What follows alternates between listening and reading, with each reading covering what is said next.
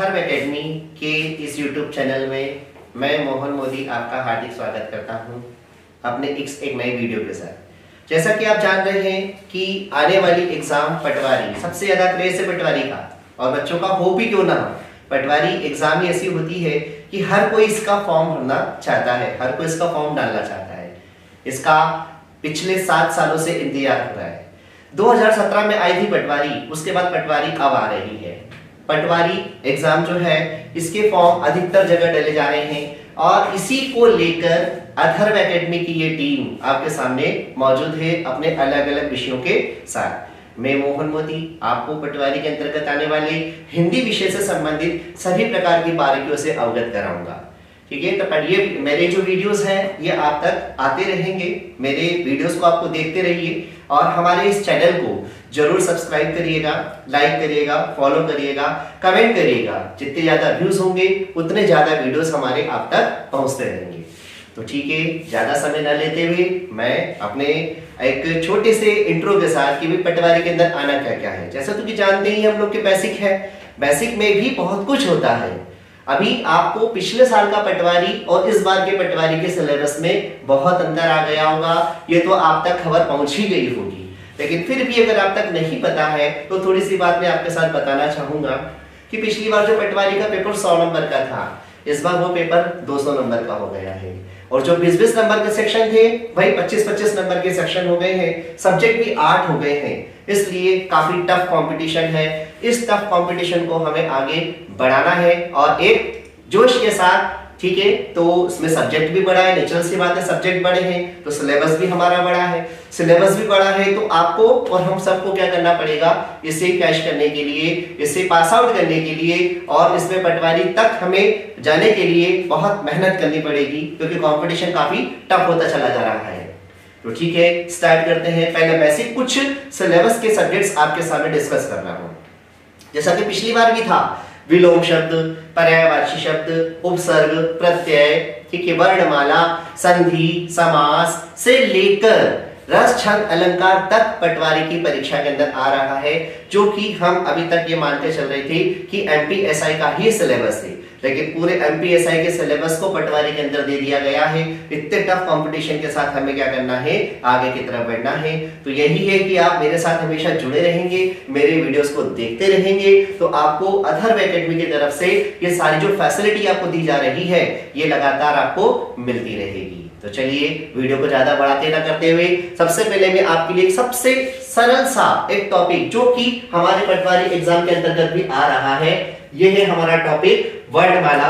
इस वर्णमाला टॉपिक को मैं आपके सामने लेकर आ रहा हूं। देखिए, वर्णमाला आप जानते ही हैं कि वर्णमाला क्या होता है। ठीक है, अब बेसिक सी चीज, आपने बहुत सारे एग्जाम दी है, बहुत सारे एग्जाम के अंतर्गत वर्णमाला पूछी जाती है, वर्णमाला से आने वाले क्वेश्चंस आपके सामने आते हैं। तब आते हैं क्वेश्चंस को हम समझते हैं, पर अब क्वेश्चन ये उठता है कि हम कितना जानते हैं इसके बारे में। तो ये है कि अगर हम इसको अच्छे से करते हैं, अच्छे से मैं क्वेश्चंस आपको समझाता हूँ, छोटी छोटी बातें इसके अंतर्गत मैं आपको लेकर आता हूँ, आपके सामने लेकर आता हूँ, तो इनसे बहुत कुछ बातें आपको पता है तो भी ठीक है, नहीं पता है तो आपको जानकारी इसके अंतर्गत आपको मिलती रहती है। अब जैसे मैं स्टार्ट करता हूँ वर्णमाला का एक छोटा सा टॉपिक अपने एक छोटे से वीडियो के साथ। ऐसे छोटे छोटे टॉपिक्स लेकर मैं बहुत सारे वीडियोस आपके सामने लाऊंगा। टॉपिक एक रहेगा, वीडियोस बहुत सारे रहेंगे। तो मेरे इस चैनल पर अथर्व एकेडमी का जो चैनल है पटवारी एग्जाम का, इसके साथ आप जुड़े रहिएगा और हमेशा से देखते रहिएगा। अपने फ्रेंड्स को, अपने दोस्तों को, सबको बताइए जिससे कि आप हमारे साथ जुड़ें।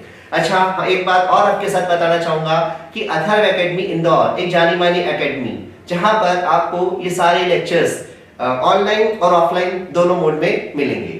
ऑनलाइन मोड में तो मैं आपको दे ही रहा हूं, लेकिन अगर आप ऑफलाइन मोड में अगर इसको ज्वाइन करते हैं तो उसका ये बेनिफिट मिलेगा कि आपकी सारी क्यूरीज, आपके सारे फैकल्टीज जो सामने रहेंगे उनसे आप पूछ पाओगे। आपकी जो भी परेशानियां हैं वो सब फैकल्टीज वहीं के वहीं सॉर्ट आउट कर देंगे और एक बहुत कह सकते हैं कि बेनिफिट आपको आमने सामने मिलेगा, जिसका फायदा आप उठा पाएंगे। तो यही है कि ऑनलाइन चैनल के माध्यम से भी और ऑफलाइन चैनल के माध्यम से भी अथर्व एकेडमी आपकी इस परीक्षा में आपके लिए काफी हद तक सहायक है। बहुत सारा मटेरियल जो ऑफलाइन पढ़ने वाले बच्चे हैं उनको भी हम लोग आपके माध्यम से दे रहे हैं। ऑनलाइन तो आते ही रहेंगे वीडियोस, लेकिन हमारी कोशिश यही रहेगी कि आप आकर हमारी एकेडमी को ज्वाइन करिए। और ज्वाइन करने से ये रहेगा कि आप हमारे सामने रहेंगे तो जो चीज हम आपको बहुत अच्छे से समझा पाएंगे वो चीज आप क्लास में रहकर, एक ऑफलाइन क्लास और ऑनलाइन क्लास में क्या अंतर होता है तो बहुत अच्छे से जानते हैं। चलिए ठीक है, वीडियो को आगे ज्यादा लंबा ना खींचते हुए मैं स्टार्ट करता हूं वर्णमाला। अब वर्णमाला क्या होती है इसके बारे में आप बताएं। जैसा कि आप पढ़ते चले आ रहे हैं बचपन से ही, किसी भी भाषा को अगर हमें समझना है, ध्यान से समझिएगा मेरी बात को, किसी भी भाषा को अगर हमें समझना है तो हमें उसके बेसिक कॉन्सेप्ट आना चाहिए। ये बेसिक चीज जो होती है वो क्या होती है, हर भाषा की जो बेसिक है वो वर्णमाला कहलाती है। इंग्लिश में हम इन्हें अल्फाबेट्स कहते हैं, हिंदी में यही वर्णमाला कहलाती है, संस्कृत भाषा में भी यही वर्णमाला कहलाती है। बिना वर्णमाला के ज्ञान के हम किसी भी भाषा को ना लिख सकते हैं ना बोल सकते हैं। तो ठीक है, सबसे पहली बात, वर्णमाला के अंतर्गत आने वाली बात जो आती है वो है हमारा वर्ण। जैसा कि आप देख रहे हैं वर्ण क्या होता है। वर्ण, अगर एक प्रश्न आपसे मैं पूछता हूं कि वर्ण क्या होता है तो शायद आपको बहुत कुछ नॉलेज है भी, पता भी होगा, और बहुत कुछ ऐसा है जो आपका कुछ इसका आंसर जानते भी होंगे, कुछ नहीं भी जानते होंगे। चलिए कोई दिक्कत नहीं है, अगर आपको पता है तो भी ठीक है, ना पता है तो भी कोई बात नहीं है। मैं आपको बताता हूं कि वर्ण किसे कहते हैं।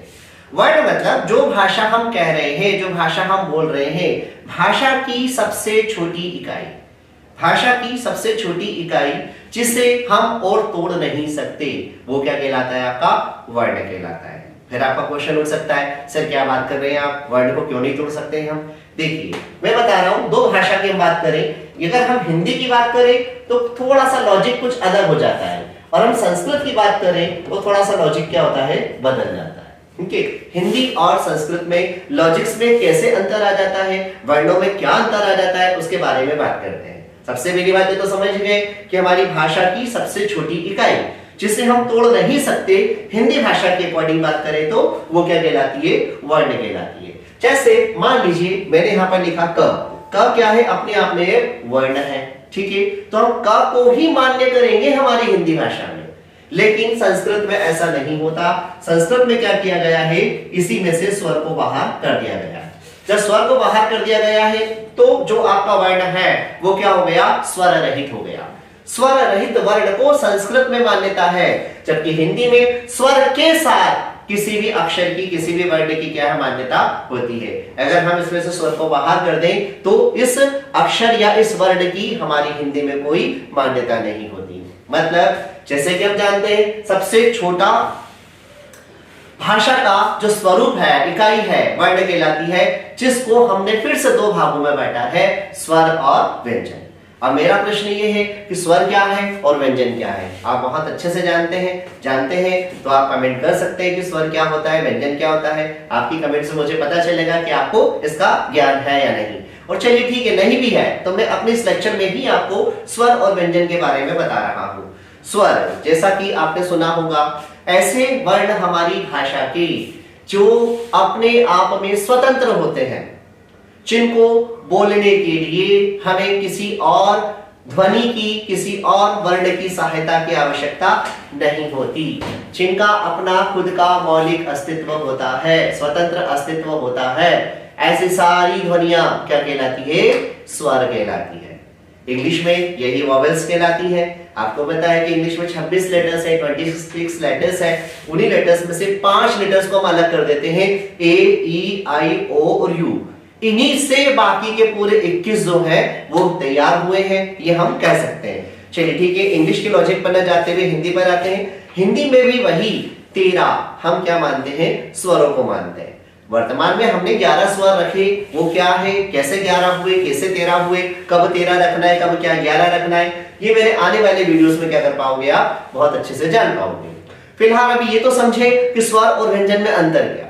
स्वर मतलब ऐसी ध्वनियां जिनका अपना खुद का स्वतंत्र अस्तित्व होता है, मौलिक ध्वनियां होती है जिन्हें बिना किसी सहायता के लिखा और बोला जा सकता हो।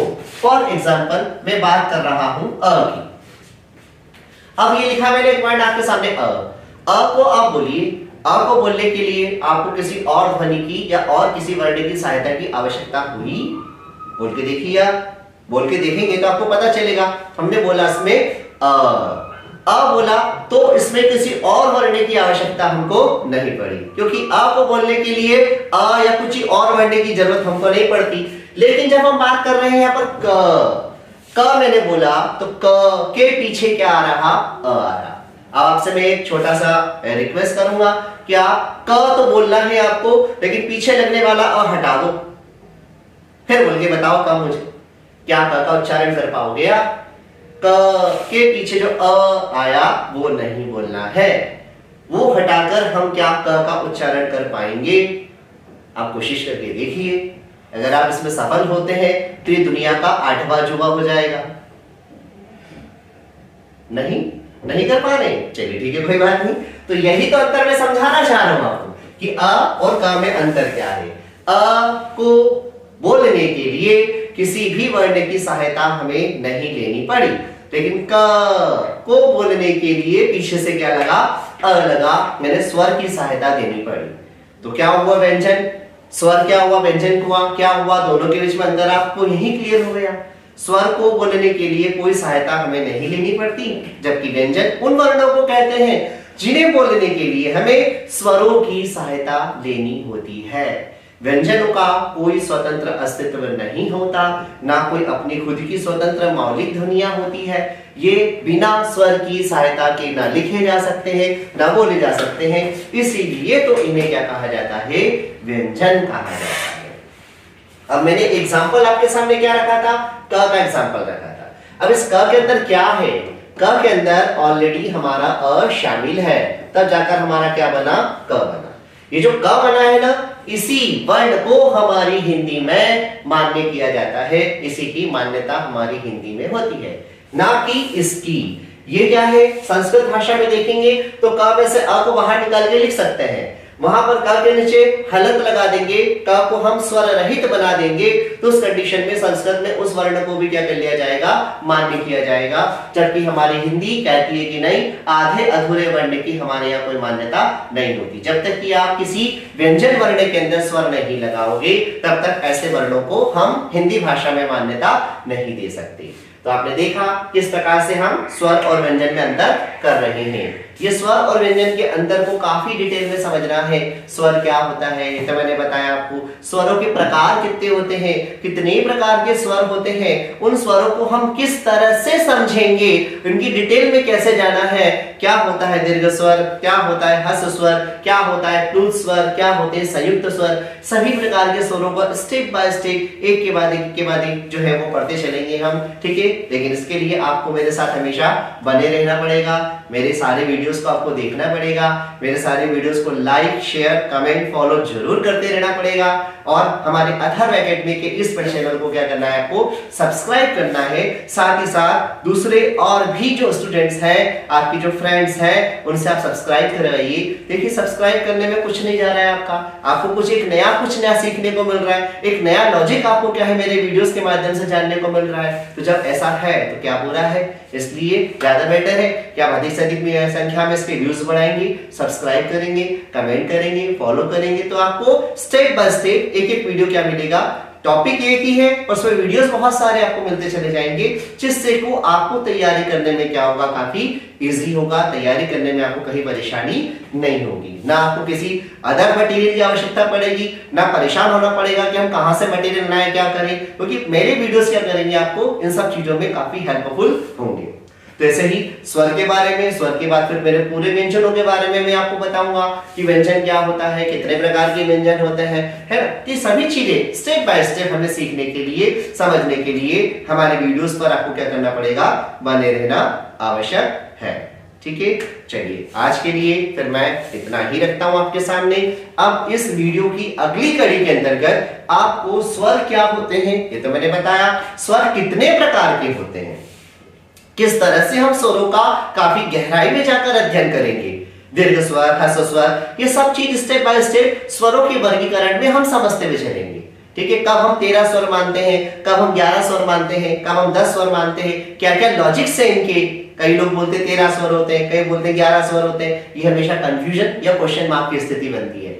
इसे सारे क्वेश्चन मार्क्स को मैं आने वाले लेक्चर्स में क्या करूंगा, आपको क्लियर करता हुआ चलूंगा। तो मेरे साथ आप बने रहिए और मेरे वीडियोस को आप देखते रहिए, अपने फ्रेंड्स को जोड़िए और कोशिश करिए कि आप हमारे ऑफलाइन चैनल को, ऑफलाइन क्लासेस को ज्वाइन करेंगे तो उसमें बेनिफिट्स आपको काफी अच्छा मिलेगा। और अगर आप काफी दूर रहते हैं, ऑफलाइन क्लासेस को आप नहीं ज्वाइन कर पाते हैं, कोई दिक्कत नहीं है। ये मटेरियल आपको ऑनलाइन क्लास यूट्यूब लेक्चर्स के माध्यम से भी क्या हो रहा है, प्रोवाइड किया जा रहा है, तो जिससे कि आप इसको देख देख कर क्या कर सकते हैं, आप काफी अपनी तैयारी बहुत अच्छे तरीके से कर सकते हैं।